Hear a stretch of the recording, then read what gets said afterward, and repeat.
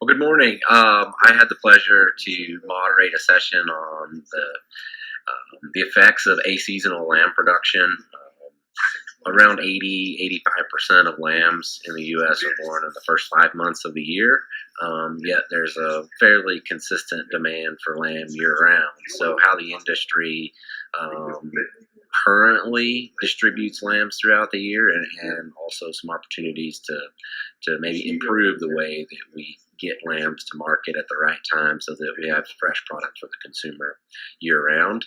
On our panel, we had ranchers, we had economists, we had animal scientists, and people or people in the packing industry. So it was a good diversity of people up there, and everybody kind of shared what they see as the challenges and opportunities to overcome those challenges. And what do you think that the sheep industry should take away from your session this morning?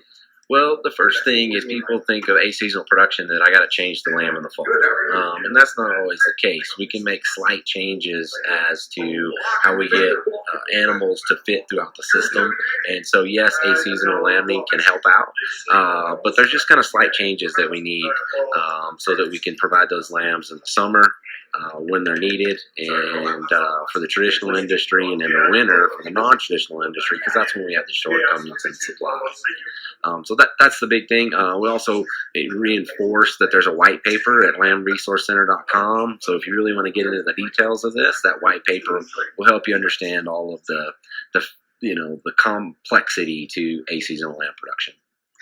Let me ask you this. It seemed like you had a big aha from the crowd when the comment was made.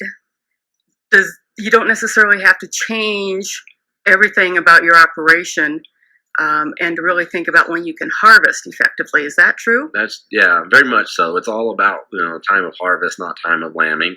And we have the good fortune of having the genetics and the different management abilities to have lambs that are ready for harvest at 5 months or 10 months at a fairly consistent quality endpoint, and even out to 15 months. And so, extending that, maybe there's opportunities. Those single-born lambs can be managed a bit differently, so they hit markets earlier, and then we've got a middle group that come in later, and others where we can efficiently manage them. And each operation can spread out without ever really changing their lambing date.